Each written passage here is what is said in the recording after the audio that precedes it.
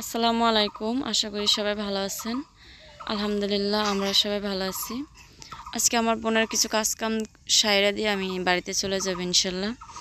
তো ভাবলাম যে একটু আপনাদের সাথে শেয়ার করি। চলে যাওয়ার আগে এটাই আমার বোনের বাড়িতে শেষ ভিডিও। তো রোদ উঠছে আজকে অনেকটা, আলহামদুলিল্লাহ। আমার বোন অনেক সরিষা উঠাইছিল, তো একা একা সরিষা খেসারি ডাল সব কিছুই নিছে। এখন ধুইতে গেলে দুজন মানুষের দরকার, আর এগুলো নাকি এভাবে করে ধুইতে হয়, মশারির উপরে কইরা, তারপরে পানিতে দুইজনে ধইরা, যদি দুই হাত দিয়ে দুই মাথা ধইরা পানিতে একদম খোলা পানিতে সুন্দরভাবে যদি ধোয়, তাহলে ওইটার ভিতরে ইটা বালু মাটির চাক ওগুলো সব গইলাম মশারির যে ফাঁকা থাকে ছোট ছোট ওগুলো দিয়ে পড়ে যায়। তো ভাবলাম আপা এমনি তো দুইজন মানুষ কোথায় পাইবো, তার থেকে আমি একটু কাজ করি। এখানে যে খেসারি ডালগুলা রোদ দিলাম, কারণ অনেকদিন ধরে মেঘলা মেঘলা ছিল, তারপর রোদ উঠতে একটু সময় লাগতো, আর আপাকে বাড়িতে একটু রোদ পড়ে দেরি করে। আমার শ্বশুরবাড়িতে তো আলহামদুলিল্লাহ 6টা 7টা বাজে এত পরিমাণে রোদ উঠে মনে হয় যেন 10টা বাজে, আর এ বাড়িতে 12টা বাজে রোদ পড়ে না, মনে হয় যেন মনে হয় যে সকাল 7টা 8টা বাজে, এরকম আর কি আবহাওয়াটা থাকে। তো খেসারি ডালগুলো দরজার সামনে একটা চট বিছে জাপা দিতেছে। সাফওয়ান কিছুক্ষণ পরে পরে আসে, আইসা এক মুঠ নেয়, নিয়ে দূরে দূরে ফিকে ফালায়। তো এখন বলতেছে দিলামও, যদি এভাবে করে এক মুঠ করে ফালাইও দেয় তাহলে তো অনেক ডালই ফালান যাইব। আর এই ফিকাতে এমন বেশি ডাল পায় না, অনেক কম হয়েছে, কারণ বৃষ্টি ছিল না, বৃষ্টির কারণে কিন্তু মানুষের অনেক ক্ষতি হইতেছে বা অনেকের ক্ষতি অনেক হয়েছেও। হ্যাঁ, আমাদের যেমন রোদেরও দরকার, তেমনি একটা ফসল ফলাইতে গেলে বৃষ্টিরও প্রয়োজন হয়। সময় মতো বৃষ্টি বা ওই পানিটা যদি না পায় তখন গাছ ওইভাবে করে সুবিধা পায় না। আচ্ছা, তো ডালগুলো রোদে দিয়ে দিলাম, আর সাফওয়ানরা আমার হাতে আমি অনেকক্ষণ ধরে আটকে রাখার চেষ্টা করছিলাম, সে শুধু নামতে চাইতেছে আমার কোলের থেকে যে ডাল বিছতে যাইব। হ্যাঁ, সে এগুলো নিয়ে তালে তালে থাকে, তো দেখা যায় এই জন্য আর এখানে বসে তেমন বেশি জ্বালা না। হ্যাঁ কাকি, আপনি ভালো আছেন? আর হচ্ছে গিয়ে আমি এই যে সরিষাগুলো দিব না একসাথে খালে ধুইলাম ভাসা পানি দিয়ে, মারব ছিল না যার কারণে দেখাইতে পারি নাই। আর ধুইয়া আমি আবার উপরে রাইখে আসছি ছাদের উপরে, যাতে খুব তাড়াতাড়ি পানিটা শুকায় যায়, আমার বোনও একটু স্বস্তি পায়, উপকার পায়, যাতে আমি যাওয়ার পরে মনে করে যে আমার বোন থাকতে আমি উপকারগুলো পাইছিলাম। মারুফ আসছে দুপুরে পরে, আইসা গাছের থেকে 8টা লাউ কাটছে, অনেক বড় ছোট মিলে 8টা লাউ কাটছিল। সেই লাউগুলো আমি আবার একটা বড় একটা লাউ কাটলাম, কাটার পর ওইটার থেকে অনেকগুলো বিচি বের করছিলাম ভর্তা করার জন্য, যে লাউ এখন আর ভালো লাগে না খাইতে, তারপর বিচিগুলো রাইখা দিই। সাফওয়ান এখানে আপার মিরসেপটার সিটকানিটা একটু আগলা থাকে, যার কারণে আর খুলতে পারে, একটা টান দেয় অমনি খুলা যায়। খুলা চিনির বাটা বের করছে, চিনি খাইলো, মসুর ডাল বের করছে ওইগুলা খাইলো বের করে। হ্যাঁ, এরকমের দুষ্টামি করে সে, হাতে মুখে অবস্থা চিনি দিয়ে এই অবস্থাগুলো করে রাখছে সে। আর এখন কাচি নিয়ে আমার দেখছে লাউ কাটতে, এখন সেও লাউ কাটতেছে আর বলতেছে লাউ কাটতেছে, তাই আর কি। আচ্ছা, এগুলা গোছানো শেষ করছিলাম, শেষ করে আরও টুকিটাকি কাজ সাইরে দিয়ে আমি বাড়িতে যাওয়ার জন্য গোছাইতে আসছি সব কিছু। কারণ আমি যখনই আসি আমার বোনের বাড়িতে খুব তাড়ায় থাকি যে কী নিব, কি ওগুলো নিয়ে একটা টেনশনে থাকি, হ্যাঁ কী নেওয়া যায়। আর আলহামদুলিল্লাহ এখান তো সব কিছুই পাওয়া যায়, এই জন্য আর কি অত বেশি কষ্ট হয় না, সব হাতের নাগালে, যেটাই মন চায় সেটাই ব্যাগের ভিতরে ভরা যায়। কিন্তু এখানে যে শরবতগুলাই ছিল, তারপরে চিরা তরমুজ কাটলাম, খেজুর গেল কালকে আমার ভাইয়া আনছিল সেগুলা, আর এখানে মুরগি গোশ ভুনা করছিলাম আলু দিয়ে, আর কবুতরের বাচ্চা ভুনা করছিলাম একটা, সেই কবুতরের বাচ্চাটা রান্না করার পরে কড়াই রাইখা দিছে। মারুফ আবার ওই যে শাক কাটতে গেছিলো, কাশি ফেলাইছে কড়াইয়ের উপরে পরে অনেকগুলো একেবারে ঝোল তরকারি সব নিচে পড়ে গেছে, তো যেইটুক ছিল আমি আবার সেই মুরগির তরকারির সাথে মিলাই রাইখা দিছি, যে এইটুক আর তাহলে আলাদা কী করে রাইখা দিতাম।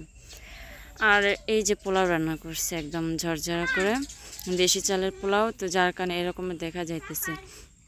তো আমার বোনের হাতের রান্না কিন্তু আসলে অনেক স্বাদ হয়, খুব ছট করে রান্না করে। তো এইটুক সময়ের ভিতরে হ্যাঁ যা যা রান্না করে আমরা হলে কখনোই পারতাম না। এখানে লাউর বিচি আমি ছাড়াই রাখছিলাম, একটা বড় লাউ কাইটা গরুরে দিছিলাম, বিচিগুলো আমি চিংড়ি মাছ দিয়ে ভাইজা, কাঁচা মরিচ তারপরে পেঁয়াজ এগুলো দিয়ে সুন্দরভাবে ভাইজা রেখে দিছি। আর এখানে বুট পেঁপে কাটছিলাম, একটা বড় পেঁপে, তো ওই যে পোলাপানে ওরা সবাই খাইছে, ভাইয়ার একটু দিলাম, আর ওই 2 টুকরা ছিল সেখান থেকেও আবার আপা যেন কি আসছে বাচ্চা নিয়ে হেরে দিয়ে দিছে। এখানে চিংড়ি মাছ দিয়ে ঢেঁড়স আর একটু আগড়া তরকারি রান্না করছিলাম। আলু বেগুনি সব কিছু ভাজে এভাবে মশমশা করে রান্না করলাম, খাইলাম রাতে আলহামদুলিল্লাহ। সকালবেলা আর একটুকু দেরি করে নিয়ে খুব তাড়াতাড়ি চলে আসছি, যেহেতু রোদ উঠবে। রোদের পথে রোজা রেখে হাঁটা খুব কষ্টে। আর আপাগো বাড়ি থেকে আমাদের বাড়িতে যাইতে কম হলে 1 ঘন্টার পথ হাঁটতে হয়। এপার ওপার মিলে 1 ঘন্টা হাঁটতে হয়। তারপরে খেওয়া পার হতে হয়। খেওয়ার পথে মনে করো ওখানে বসে থাকতে নাহলে আধা ঘন্টা 40 মিনিট ওয়েট করতে হয় খাওয়ার জন্য। তো সব কিছু মিলে খুব লাগে, চিন্তা লাগে, এই জন্য সকাল সকালই বের হয়েছি। আর এই যে 10টার ভিতরেই আবার বাড়িতে চলে আসছি। মারুফি অনেকটা পথ আগায় দিয়ে গেছিলো। তো আমি বাড়িতে যাওয়ানোর আগে এখানে লেপা রেখে গেছিলাম কাদা দিয়া। তো 2 দিন বাড়িতে ছিলাম না, সেই 2 দিনের রোদের তাপে ফাইটা এই অবস্থা হয়েছে। তো আমি বাড়ির থেকে আসার সময় অনেক কিছু নিয়ে আসছি আলহামদুলিল্লাহ।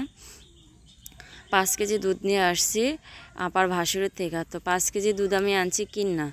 5 কেজি দুধের দাম হচ্ছে যে 80 টাকা করে কেজি।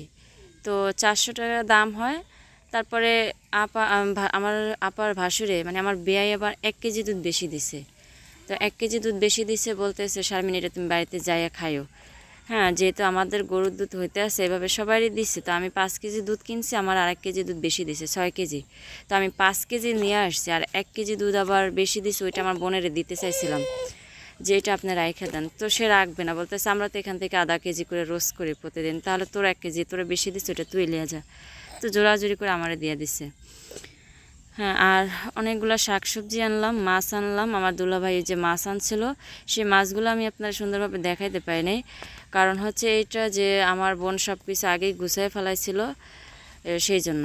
তো আসার সময় ওই মাছগুলো আমার দুলাভাই বলতেছে আমি যা আনছিলাম গেল কালকে, ও যেহেতু সকালবেলা চলে যাবে সব ওরে দিয়ে দিও।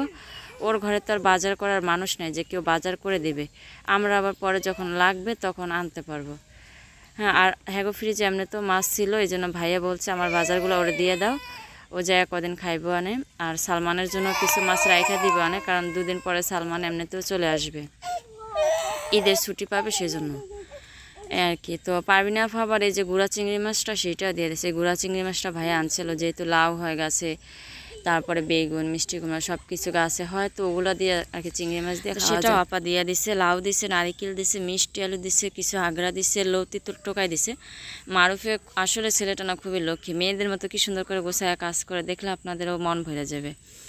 সকালবেলা গরু বানতে যাবে, যে কোনো শাকসবজি নিয়ে আসবে। দুপুরবেলা গরু আনতে যাবে, তো গরুর ছাওয়া বাঁধে রেখে খালের থেকে মাছ ধরে তারপরে একবারে উঠে, তো দেখতে এত ভালো লাগে। তো শাকসবজিগুলো নিয়ে দিয়ে দিছে, আর সাথে চিংড়ি মাছগুলো দিয়ে দিছে। আপা আবার মিষ্টি আলু দিয়ে দিছে আরও কয়টা গেল। ওই এর আগে মারুফ আসছিল, তো মারুফের কাছে দিয়ে দিছিল। এফ্রিকা আবার করা দিছে যে যেহেতু সালমানের আব্বু আসবে বাড়িতে, সালমান আসবে। আর দেখতে দেখতে তো রমজান প্রায় অর্ধেক, মানে আর 4-5টা রোজা আছে, জানি না কয়টা রোজা হয়, 29টা বা 30টা যাই হয়। তো সেই হিসেবে মাত্র 4-5টা রোজা আছে।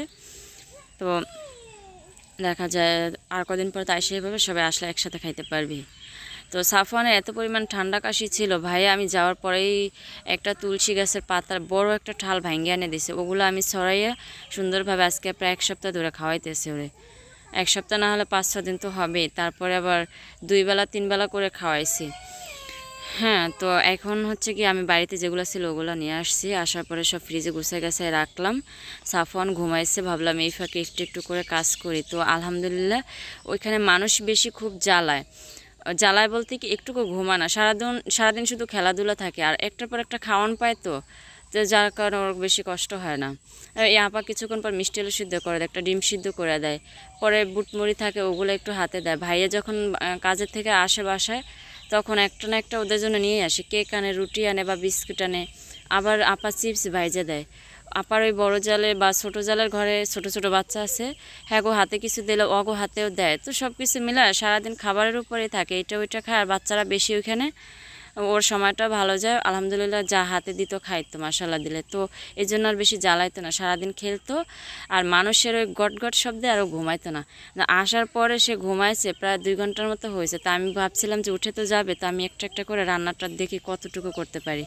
আমার শাশুড়ি এখন পর্যন্ত আসে না, বলতেছে যে আগামীকালকে আসতে পারে। তো তো আমি এই জন্য সব চুলার পারে নিয়ে আসছি গুছায়। আমি একটু ঢেঁড়স ভাজি করব, যেটা আপা দিয়া দিছিল, দেখা যায় ঘরে থাকলে শক্ত হয়ে যাবে।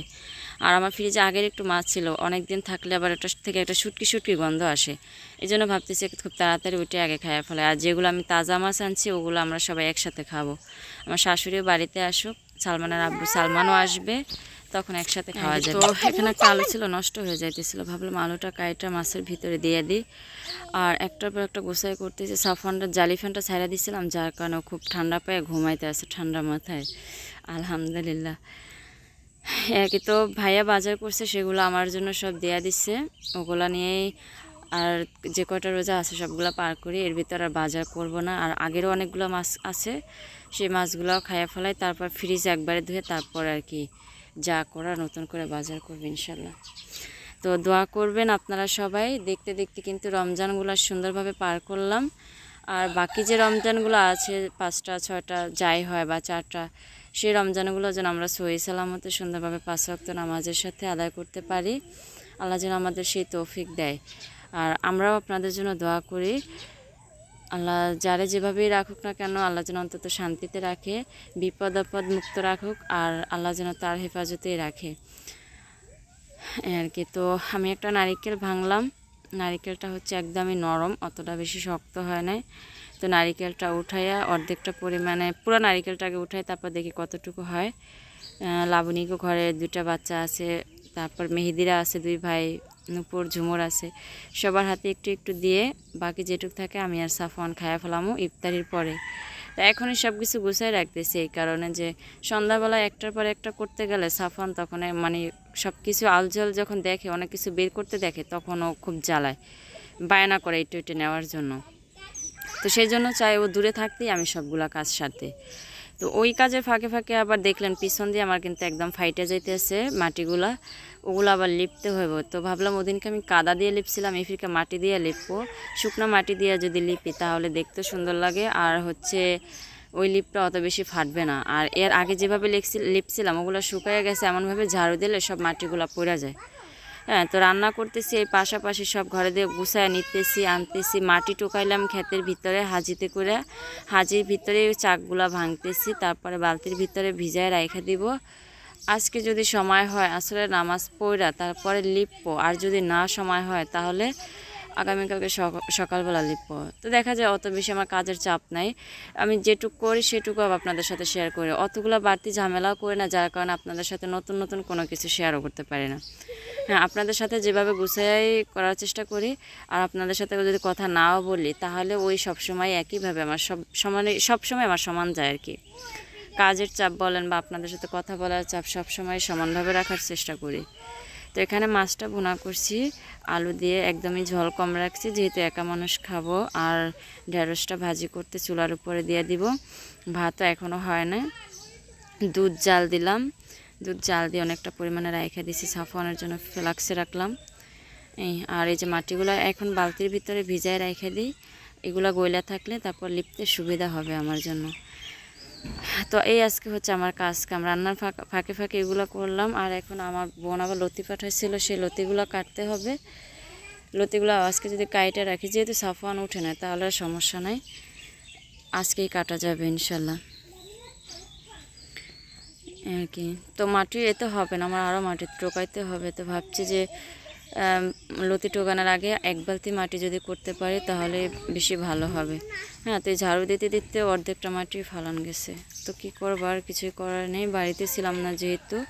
সাফওয়ান এই যে ঘুমাইতে আসে, আসার পর অনেকগুলো কাপড় চোপড় ধুইছিলাম, সেগুলো মোটামুটি শুকাইয়া গেছে আর কি। তো এখন আবার 2 দিন দেখা যায় রিল্যাক্সে থাকা যাবে, কোনো কাজের চাপ থাকবে না। রান্নাবান্না শেষ করলাম, এখন সব কিছু নিয়ে ঘরে যাই গুছিয়ে। সবাই ভালো থাকবেন, সুস্থ থাকবেন, ভুল ত্রুটি হলে সবাই অবশ্যই ক্ষমা করে দিবেন। আসসালামু আলাইকুম ওয়া রাহমাতুল্লাহি ওয়া বারাকাতুহু।